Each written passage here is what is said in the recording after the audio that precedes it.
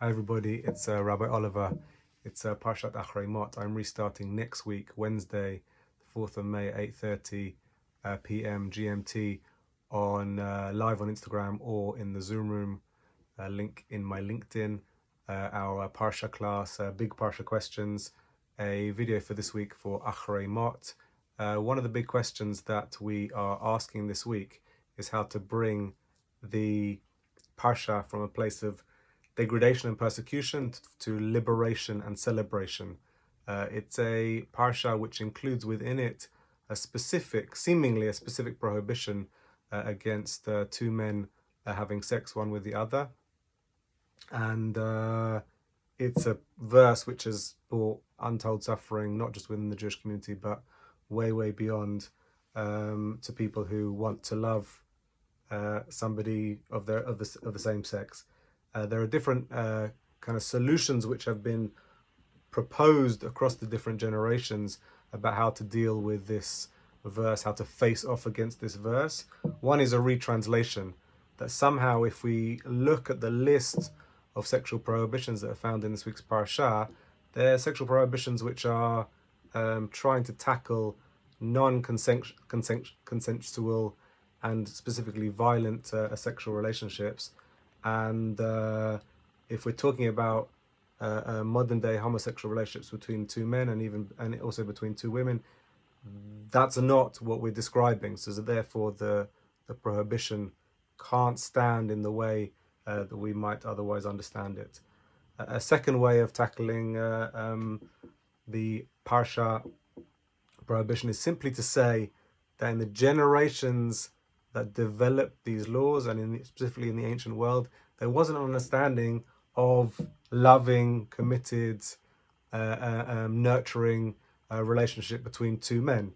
So given that we do understand in this generation a world where it's possible and proven to be a good thing for both two men and two women to have mutual and loving and committed and long-lasting relationships.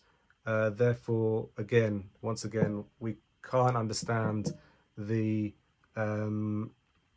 Torah verse to kind of stand as a prohibition in the way that it did perhaps in the ancient world. I personally don't find those two particular directions of travel particularly convincing. I like an interpretation that I found by Professor Rabbi David Frankel, who is a Shechter Jerusalem professor, who speaks of a polyphonic textual approach.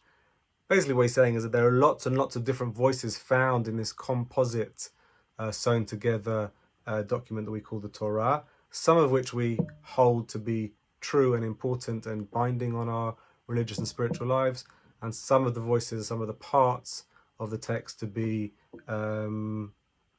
worthy of dismissal, worthy of kind of looking the other way.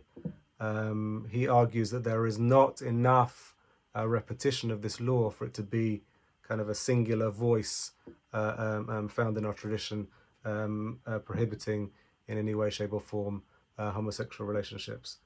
I like that interpretation. You can read a little bit more of his writing online.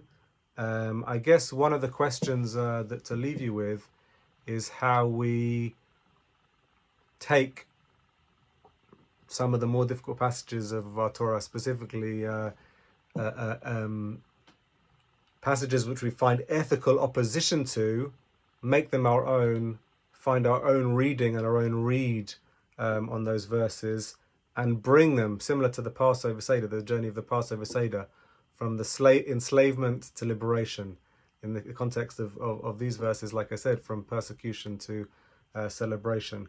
It's so important that we have a Jewish community which welcomes LGBTQ members of our community, visitors to our community, and this week's Parsha demands of us kind of digging and pushing in order to make it a Shabbat and a week of true celebration of all the different members of our community.